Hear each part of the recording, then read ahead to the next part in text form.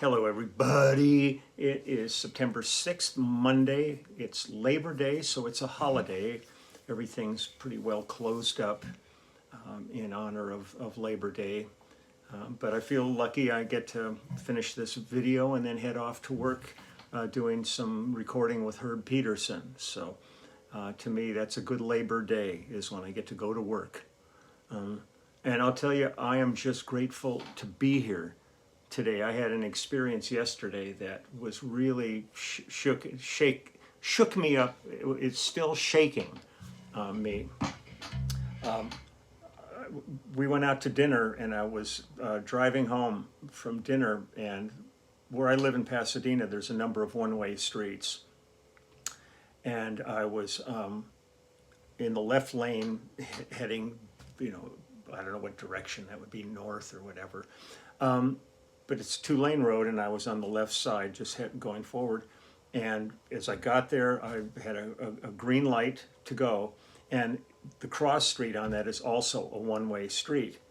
And just as I was entering the intersection, a guy blew through that intersection going maybe 60 miles an hour. Had I been maybe another second sooner and gotten there, he would have T-boned right into me. He almost clipped the front end of my car. So he would have hit me right on the driver's side. And he had to be going a good 60 miles an hour on this public street. And I slammed the brakes on the guy in a truck next to me, or SUV probably, slammed his brakes on too, and this guy did not for a second stop. All the other cars coming that way were stopped, but in his lane, he just kept on. He wasn't being chased by the police or anything. He was just a profound asshole that I pray to God doesn't kill somebody. But yeah, we were all sitting there looking at each other going, man, if we'd have been a second sooner, and that light was green, so we would have been just pulling into the intersection, he would have nailed us. And at that speed, I doubt if I would have survived this accident. So, I was like kind of shaking. I wasn't shaking all evening, but it was really, those kind of things give you like a low-level, post-traumatic moment. I had some really weird dreams last night and woke up with a really bad headache this morning just thinking about the possibility that, like, in an instant like that, it could have everything I've ever done my whole life could have been over. Like that, I might have lost family. God, it's just unbelievable when these things happen. So you count your blessings every day that you're still here, and that's why I keep encouraging people not to screw it up. Just take care of yourselves. And at this point, I'm weary of the argument. I just want to say, go out, get vaccinated. Do this. This is for not just, don't be selfish. It's not all about you. It's about our community. It's about the world we live in. And we're never going to be able to move forward until everybody takes care of the right thing to do. I'm tired of all these arguments I'm hearing from the people who are anti-vaccination. I mean, my whole life, we've experienced vaccinations from my earliest childhood when we started getting polio vaccines and whooping coughs and mumps and diphtheria and now shingles and flu vaccines, and then for multitudes of disorders, that these are really the answer. And we live in a remarkably scientific time in our history. And I was a science major in college, and I do trust science before I trust talk radio and things like that. So, I hear so many excuses from people that I just go, this is really nonsense. And I had two more friends die recently from COVID, and that makes quite a few people I've known in my circles that have died from COVID or are long haulers and that are suffering from this. So let's get smart. But boy, the reality check of your kind of vulnerability to things when I was 1 second away from probably being killed or profoundly injured yesterday by an irresponsible person. So this all carries on. So just do it. Just do it. God. you get so weary of this discussion, and you don't want it to, you start to flatline over it and go, I just don't want to hear about it. Well, you're going to hear about it until you do something about it. Okay. Okay. I'm going to get on with music here. I just finished doing 2 cameos and a book order. And I'm gonna just continue on my little adventure with the immediate family. Here, I'm gonna do another song from the album. I love playing this stuff, and it's nice actually starting to review it so that when we hit the road, we're gonna be completely up to speed and cranking. And this was a really fun tune, and Steve Postel is the lead singer on this one. And this is The House Will Fall is the title of this. This was an old song of Steve's that he brought in, and then the band kind of really went at it and made it an immediate family song. But he does a great job on this. I remember Russ sitting there and trying to figure out, drum parts, and he came up with this almost like a Indian beat chant kind of a thing, just tom-toms and stuff. And it's fun. So I'm going to go ahead and play that for you, and then we'll talk a little bit after that. So here we go. House Will Fall, immediate family.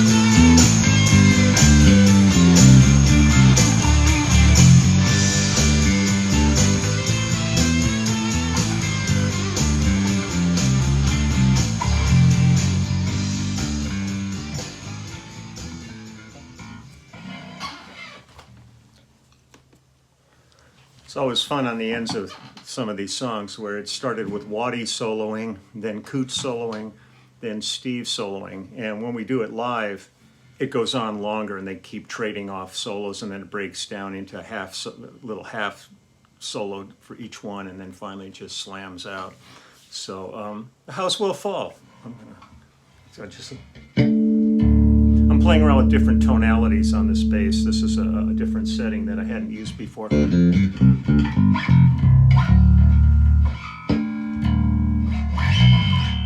My normal is. But I've been listening to a couple of the videos, and it seems like it's driving the phone a bit hard, so I'm backing off just a little bit on it. That's the hard thing, is trying to get a balance between the amp bass and the little Bose speaker playing the, let me put that up, we're not looking at the bass anymore. Also, people have been saying, oh, where the hell is the guy that used to be sitting behind you? Well, I think he is right over here. They're sitting right over here. Might be back here to visit in a while, we'll see. He seems to like the anonymity that the corner of the room seems to afford him, but your requests are my demands, whatever that means. Okay, I've got a few more things to do here, then I'm going to pack up Frankenstein. That's what I'm using with Herb, and it is sitting right here ready to go. And the reason, like I'm using the Dingwall on a bunch of these tracks with the immediate family, is there's a lot of stuff that's written in needing notes below a low E, and I don't really need the hip shot for these things, so it's easier to play it on a 5-string. But when I know of the session I'm going to today, I'm familiar not with the specific music, but the style, and Frankenstein will be perfect for that. And so I'm going to get going with that. A few more things to do here, and then I'll get off to work. I'm going to just wish everybody a nice third day of a 3-day weekend, and take care of yourself. And again, there's people that aren't getting days off here, and they're the people working in all of the. It's not frontline work anymore. It was when all of this started. I mean, they are still in that position, but really the ball is in your court now. When there was no vaccine, when there was no treatments available, these people were such essential workers. But now the ball's really in your court because there is a solution. And if you don't take advantage of it, to me, it's an act of total irresponsibility. And I still get people that write to me on the chats, on my posts here, attacking me, going, you're passing on all this, wrong information, and the vaccines don't work, and it's all a lie, and Bill Gates is chipping us, all this, whatever. I mean, if you own a cell phone, realize you have no privacy whatsoever, because that can be monitored anywhere in the world. But it's a health issue, and it breaks my heart every day when I see reports of people dying that really don't have to be dying. There will be people dying, no matter if we're 100% vaccinated. There will be those cases. That's the nature of things. It's very hard to totally eradicate things. But when you see the numbers soaring in so many hospitals and ICUs, people being turned away and dying because there's no bed for them, because from something else, where they needed to be in a hospital being treated, and they can't because all the beds are filled with COVID patients. So just please, I implore you, be smart about this stuff, and let's get this as far behind us as we can so that we can all move on and have a positive life ahead of us, and not this daily kind of fear and trepidation about doing anything.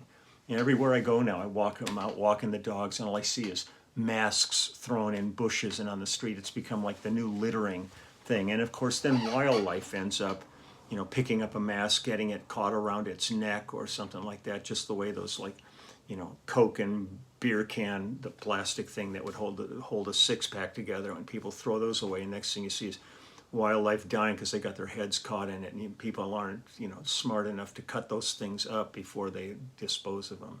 So I was amazed this morning when I was out walking the dogs, seeing how much debris from masks and stuff is all over the place and stuffed in people's bushes. And I mean, you think there's like the tooth fairy comes around at night to clean all that up? That is just wrong. Let's try to get right, okay? Because I love this world. I love the world I live in, and I want it to be as good a place as it can be. And watching the craziness that goes on every day, it's really a saddening and disheartening thing at times. And my heart's with all of those folks down there that are still cleaning up in the Gulf, that are still cleaning up, in the Northeast. The horror of the fires we're still dealing with out west here, and the chaos and strife around the world is just, let's try to do better. And my heart is with women right now that are dealing with this unbelievable world of male dominance, of trying to write the rules for all the women, that really just get out of the way and let them take care of themselves, and just go do whatever you do, but give the women a chance to kind of look at their own destinies in this world and make the rules. Every time I see anybody being interviewed about these new rules in Texas and stuff, it's almost always a man being interviewed, but there's no ramifications or responsibility on their laps, so. I'm sorry, I hate going off in this direction. I long for the day when I come in here, only talk music, play songs, play along, and and then I try to answer questions when people, ask me things on the chat windows with this. But it's really hard to avoid the world we live in unless you're going to hide inside of a box somewhere and never come out. So I wish you the very best for today. If you're hanging out with family, have a great time. If you got something to do, just try to enjoy it. And know that my heart and my best wishes are with you. So take care. I'll be back tomorrow. And this is going to be a busy week. I've got a whole bunch of things starting tomorrow. And I really look forward to it. They're all going to be fun. And then we have the live stream on Wednesday. And I really look forward to that because that's always so much fun. And I'm doing my high school Zoom class on Wednesday before the live stream. I'm excited about that, just to see what the students have to say. I love doing Q&A with youngins, just to see what the world, get a little better perspective on the world that they're living in. So that's going to be a lot of fun. So lots of things going on. So take good care, and I will see you all tomorrow. Okay, all my best. Take care.